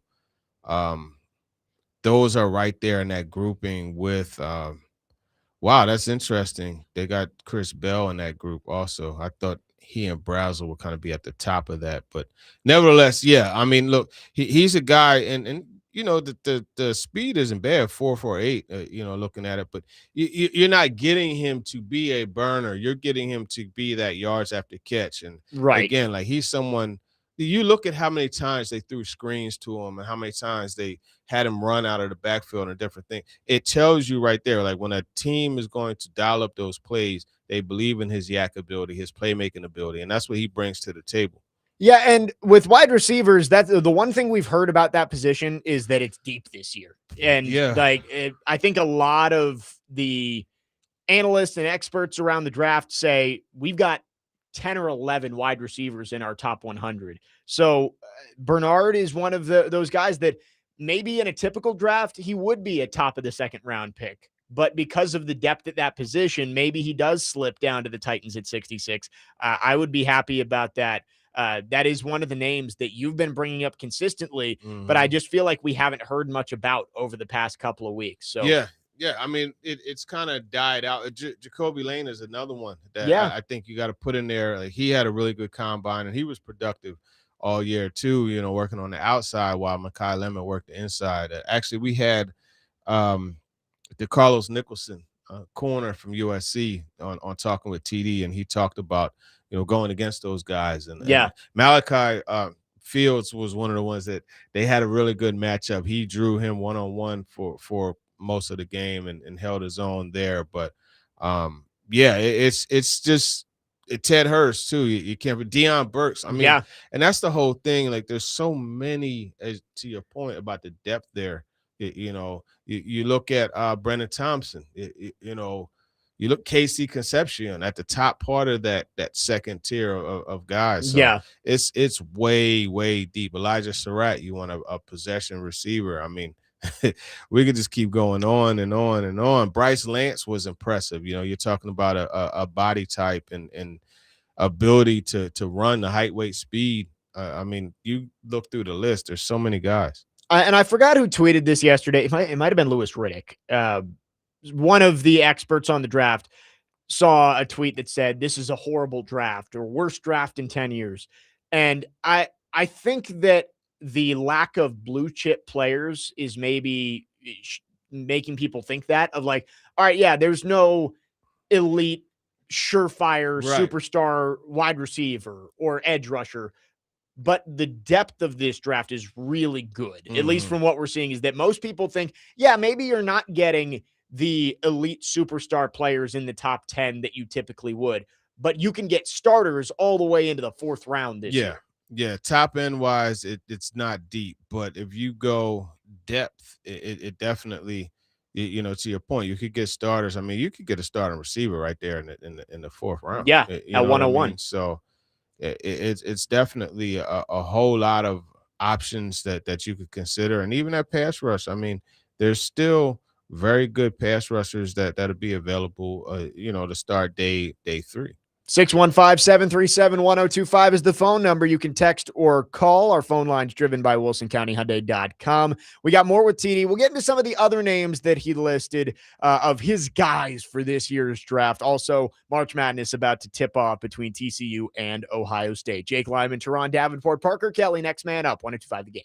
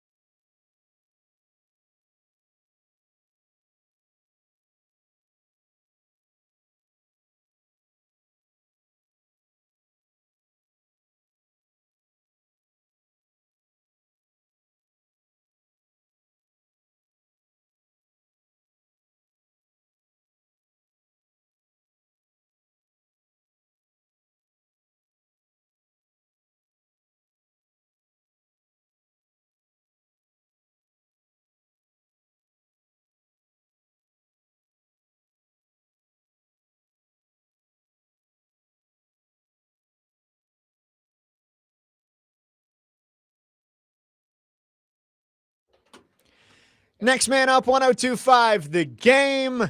Jake Lyman, Teron Davenport, Parker Kelly with you for a few more segments on this Thursday. March Madness, one of the best days of the year, officially underway. Ohio State and TCU just got tipped off. Ohio State with a 3-0 lead just over a minute in. We're going to talk more March Madness coming up in the next segment, but TD just went through a list of some of his guys for this year's NFL draft. We talked about Jeremy Bernard at wide receiver and some of the other options there, a very deep wide receiver class. But TD, you mentioned a couple other names I wanted to hit on. Ephesians Prysock out of Washington. I do think that him, or I'm blanking on his teammate's name. Yeah, he's 6'4". Right. They're both big, long cornerbacks who are Yeah. probably going to be there on day 3. I think they both could be targets for the Titans. Yeah, no, absolutely. They both could be targets. I mean, we're talking about tall corners. Day 3, late day 3, to Carlos Nicholson. Put him in there too. He's 6'3". You know what I mean? So you do have that as an option. I like Price because he's big like that and he can move. Yep. Normally you get these 6'3", 6'4" guys and their footwork isn't clean. But I watched some of his stuff at the top of the route that really impressed me. And I think, he's going to be a good one. Malik Muhammad, too, out of Texas. Man, that dude is so physical. I really like that from him. So, yeah, man, I mean, this group of corners is also deep. I didn't even mention the Ohio State. Oh, Igbinosun. Yeah. Kind of hope he doesn't come because of that, but I mean, he's another good player. We figured out Femi. I guess we just stopped calling him Oluwafemi. Yeah. And so we can figure it out. Takario Davis is the other Washington player. You also mentioned Jacob Rodriguez. I don't know if that's going to end up being somebody the Titans get. I think he's a day 2 pick, and I just think the Titans may value other guys at other positions more. Mm-hmm. But do you think the Titans add at linebacker somewhere, given the group they have right now with Williams and Barton and Gray? Do you think maybe there's an addition to be made in the draft or in free agency? Yeah, I think there is. Whether it's a Jacob Rodriguez, more I think Bryce Betcher and those types, guys that you could put in there on special teams and they'll be a core special teamer for you. And a guy that gives you depth at linebacker as well. That's kind of the way I would look at it. The day 3 picks for the Titans are going to be interesting because I don't think you're going to have much of an idea of where they're going to go with it. If they do go right now, I would guess they're going Love and a wide receiver and edge on day 1 and 2.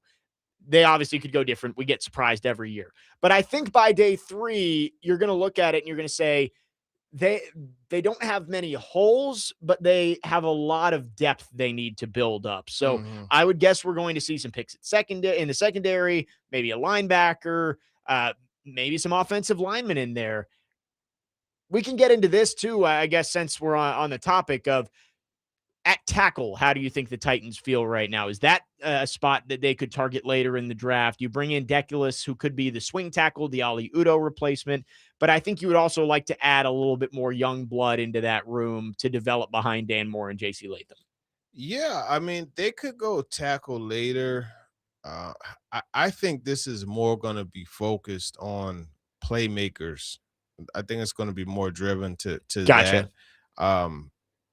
There's always depth to be had at tackles, but and this league has gotten to a point where there's a shortage of that. Yeah, but a lot of the you look at some of the tackles, the short arms is pushing them to guard, so it's the depth there is kind of being back and forth. Like was it Fano, Spencer Fano? Yeah, Fano. Yeah, he's slipping down boards. 32-inch arms, right? And they're like, oh, well, it's short. I think he could play, but he's going to end up being an interior guy. Yeah, and that it does seem like a trend. Maybe we just didn't pay attention to it as much a few years ago of these tackles who end up being guards, but I do think that a lot of the top prospects on the offensive line over the past few years, there's been the question mark of, are they a tackle or are they a guard? Fano's got the issue. And then even like Francis Mauigoa, I think he ends up being a right tackle, but I've seen people saying he might be a better guard. I'm not sure if that's just a coincidence that the last 4 or 5 years that's been happening or if it's a trend. Yeah. I mean, with Will Campbell and then Skoronski. You got Skoronski. So it's interesting how these things tend to work out. But I mean, tackle wise, I, I don't know how late they could afford to go if they want to get, because you don't want to just pick a Waste guy a to pick. pick Yeah, him. yeah. You know what I mean? Right. Just like, oh, we could use a body in the tackle. Let's just take a 7th round pick. There Like- really aren't late. I'm just looking at Right. Crown over, out of A&M. I mean, it's like it would feel like you're taking a Jalen Duncan type pick of like, maybe this is a guy who struggled in college, but we can build around the frame that he's got. Like he's got the physical tools. Let's see if we can coach him up. I really think that Dan Moore, go ahead. Markel Bell is one. Yeah, big boy out of Miami. Yeah, that's one. Yeah. Later I could. I think the Titans, when they made that Dan Moore signing last year, it was Mike Borgonzi saying, we're going to put tackle on the back burner. This organization has spent so many picks on offensive linemen. Dan Moore is going to give us a bridge to allow us to address the rest of the roster and not have to spend another high pick on tackle. Yeah. So I think that's where they are this year.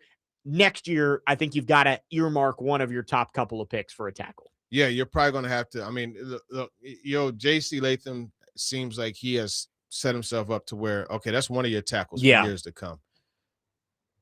Dan Moore, what is Dan Moore? 30, I think he's. He may not even be that young or that old. Dan Moore. He is 27 years old. Okay. He'll be 28 in September. I gave him 3 years, not necessarily. Yeah, I mean, you look at the contract. Did they restructure his deal? I don't believe they did. I swear last year it said 0 dead cap if they cut him after next year, and now it's saying 12 million in dead cap. I don't know that the cap hit's still high this year. Yeah, that's very interesting because I could have sworn, I've checked this multiple times. I could have sworn it said no dead cap after year 2. Very interesting.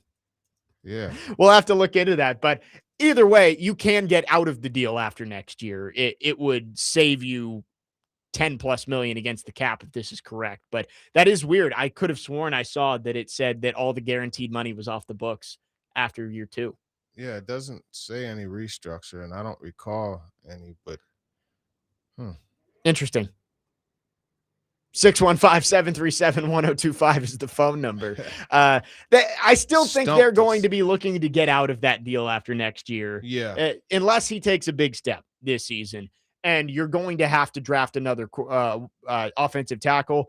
But he gives you at least enough leeway this year to go out and say, we can address other needs without having to spend a high pick on tackle. And to his credit, he got better as the year went on, reduce the penalties and as they shifted more towards running the football, he was one of the multiple guys that got better up front. So I will give him that. Yeah. I think Dan Moore, you saw improvement throughout the year, but was it enough to make you think he's a long-term solution? Right. Probably not. 615-737-1025 is the phone number. You can text or call our phone lines, driven by WilsonCountyHyundai.com. March Madness is underway, and we will give our official Final Four picks coming up after this, get TD's thoughts on some of the basketball going on. And again, Vanderbilt starts its tournament coming up in just a couple of hours, 2:15 tip, 1:45 pregame right here on 102.5 The Game. Jake Lyman, Teron Davenport, Parker Kelly, next man up, 102.5 The Game. So, yeah.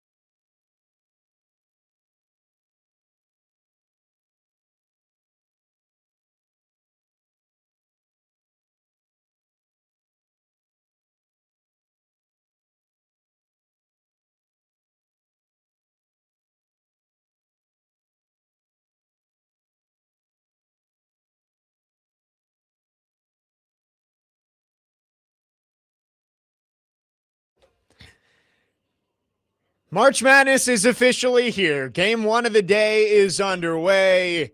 We got 15 more coming up today, 16 more tomorrow, and onward. One of the best days of the year. Jake Lyman, Teron Davenport, Parker Kelly, next man up, 102.5 The Game. We're a little bit late because Game 1 is underway, but unless one of you has TCU or Ohio State to the Final Four, I don't think it matters.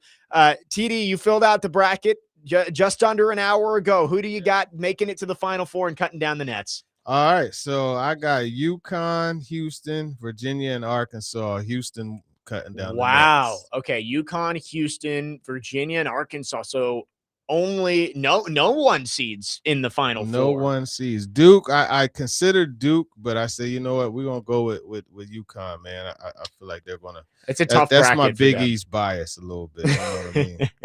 And then Houston, I have Houston in the Final Four too. Houston playing at home in the regional finals if they get there. And if it is a matchup with Florida, rematch of last year's national championship game, I think the Cougs get it done this time. So I like Houston there too. Arkansas is hot right now. I don't know if you watched that Sunday game of Arkansas and Vanderbilt. Darius Acuff is special player. Yeah, you were talking about him. Yeah. That game against Arizona, that if seeding stays where it is in the Sweet 16, that's going to be a really good one. Yeah, that's the one where I was like, but then I said, yeah, let's go Arkansas there. Yeah. And then you had to go with Virginia. God. Yeah, man. Sorry about that. Cavaliers over the Hokies. Hokies didn't make the tournament. No, I know. Hey, I am going a little more chalky. I got 3-1 seeds. I've got Duke, Michigan, Arizona, Houston is my Final Four, and I've got Arizona cutting down the nets. Okay. Parker, who you got in the Final Four? I actually went back and I changed this last night. I have Duke and Houston on one side in the Final Four, and then I have an upset. I have Arkansas and Michigan in the Final Four as well on the other side. Okay. No Arizona. I have Arkansas taking them down in the Sweet 16. Very bold. Tommy Lloyd's never been past the Sweet 16 at Arizona. Yeah, and that's a good point. That's a good point. And Arkansas, that is a team that is surely talented enough to make a run. That, again, I said it with Corey yesterday. That is one of the games that will be circled for me if it ends up happening in the Sweet 16. All right, so those are our Final Four. We got some big games today. The Vandy men taking on McNeese. I've said it all week. I think this Vandy men's team is definitely talented enough to make a run, but it is March, and all it takes is one off day to go home. They've got to come out playing like they did last weekend here in Nashville, out there in Oklahoma City. Yeah, that's going to be major, man. That's going to be major. I think, though, just overall looking at this, right? There isn't one dominant team that you just are like, all right, they're going to cruise through. Yeah. And that's the thing I like about it. Everyone, like I said, you know, Duke, I'm like, Duke, UConn. And even to get to there, I mean, St. John's is going to be a challenge. You know what I mean? And then you look in the South, that Florida Vandy game, that's going to be one to watch. Yeah. The round 3 and both of the games, Vandy's played really well. They lost over at Memorial Gym 94-90 to Florida early on in conference play. And then the blowout win. I mean, they took Florida to school last Saturday at Bridgestone Arena. So that's one that Vandy, if they get to that Sweet 16 matchup, they've got to have confidence. But confidence is only part of the equation. That's a really good Florida team. Yeah, a really good one. So we'll see. Man. I love it. We'll see. It's one of the best times of year. We've got basketball on our screens literally until midnight tonight. So enjoy it, everybody. TCU and Ohio State off right now. The women's tournament, the first round of games starts tomorrow. Tennessee starts their run tomorrow night. Yeah. Vandy against High Point on Saturday. I'll be in the building. I managed to get a ticket for the first and second round. Love it. Yeah. I was going to talk to you about that. My tickets have already been spoken for, sadly. It's a hot ticket right now to get into that building. So Vandy and High Point on Saturday, 6:00. And I'm excited. I think it's nice to have a 2:15 matchup. You get your legs underneath you after 2 weeks away and hopefully can go out, take care of business. And then Illinois and Colorado on the other side. Those are both good teams that are coming here to Nashville this week. But Vandy more talented. If they play their brand of basketball, I think Vandy will be on to the Sweet 16. Yeah. I hope, like I said in the text thread, I hope they never have to see Ole Miss again. Not trying to see that, but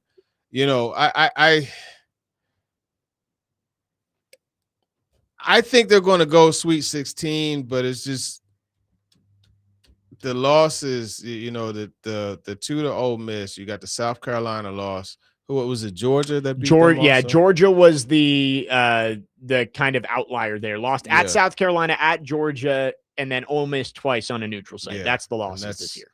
That's going to be, if they end up having to face them at some point. But they're on the opposite sides. I want to say right? the only way they could face Ole Miss is in the national championship game. Well, I think, which not that the Vandy can't beat Ole Miss. Vandy can beat Ole Miss. It's just been they've gotten off to these weird slow starts against them. I agree. I'm glad to not have to play them, but I think it's more up mental than it is physical. Vandy can beat them, and I think the draw is pretty good for Vandy. You get to the Sweet 16. Notre Dame, Ohio State, both are guard heavy teams too. Hannah Hidalgo, Jelani Cambridge, both really good players that you could face in the Sweet 16. But it's not a team that I look at and say that's a mismatch for Vanderbilt. And then if you get to the floor in the Elite Eight against UConn, anything can happen. That everybody since that draw has been saying like, oh man, you're in UConn's bracket. That stinks. I'm like, well, first off, it was a 50-50 shot because Vandy couldn't have been in Texas or South Carolina's bracket. And you're going to have to beat somebody really good to get to the Final Four. If it's UConn, it's UConn. If you want to win a national championship, you're going to have to beat them at some point. So I'm excited. I think it's going to be a really fun couple of weeks. Michaela Blakes, Aubrey Galvin. If you haven't seen them yet, if you've heard us talking about it all year but haven't gone out to Memorial, you've got NCAA tournament basketball in your city this weekend. Just Passat, man. Yeah. We had her on Friday. I hate that we couldn't get her on for you. She couldn't come on Thursday last week. Well, we had how do you pronounce? We had Jackalenga Moenatanda. Yeah. So that was good, but yeah. Yeah, we had Justine on last week, and she said that they're taking that game from Ole Miss and they're learning from it and ready to go. So excited. That'll be Saturday night, 6:00. Tennessee women's basketball starts their tournament tomorrow at 7 p.m. against NC State. And before we wrap up on March Madness, we always have to shout out Tennessee State too because of what they're doing over there. Nolan TSU, Smith has only been the head coach for like 7 months. He got hired in August. And they are in the tournament for the first time in over 30 years. So they play Iowa State tomorrow. I think it's a 1:50 tip time in St. Louis. So make sure you're tuning in for that. I will be rooting on the local team, the Tigers, tomorrow. It is, 1:50 on CBS tomorrow, Tennessee State and Iowa State. There you have it right there. Champions of the OVC. 615-737-1025 is the phone number. We've got one more segment with TD on this Thursday. I will bounce around to a couple of things.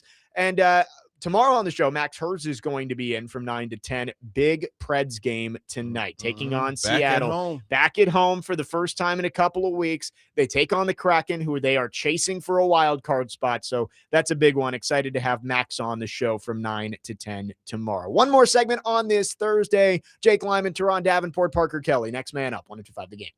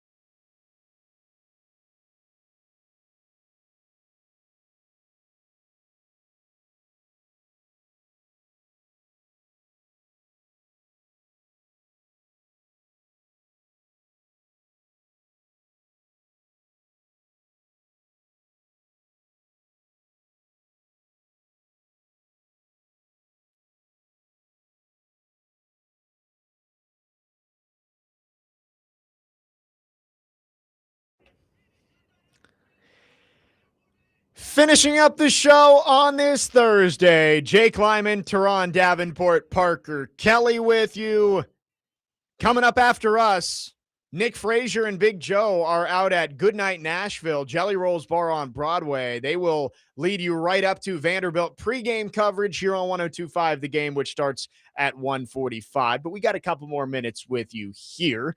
TD, last week we had a lot of discussion about the uniforms, and we haven't talked about it yet. What were your thoughts on the reveal, the event as a whole, and the rebrand that the Titans unveiled last week? Yeah, it was a really good rollout. I thought it was well planned. They got the classic retro players involved with the new ones and new ones, right? And Wan'Dale Robinson, Jermaine Johnson, and the crew. So I thought that was cool. I think Bellinger was there also. So they had a nice group of, Brian Dable was there. It was a really good event. And the jerseys, I like the all white look. I think the logo is timeless. It is a bit different, not seeing the flame on there, but I look, everybody's not going to be happy about everything. Yeah. But I think overall there are more people pleased with it than not. I would agree with that. I think a lot of people like it. There are a lot of people who are unhappy that it's very Oilers-like, but I do think it's a really good look. For those of you who think it's too Oilers, let's wait and see what the rivalry uniforms look like, the alternates. Like let's see what they look like.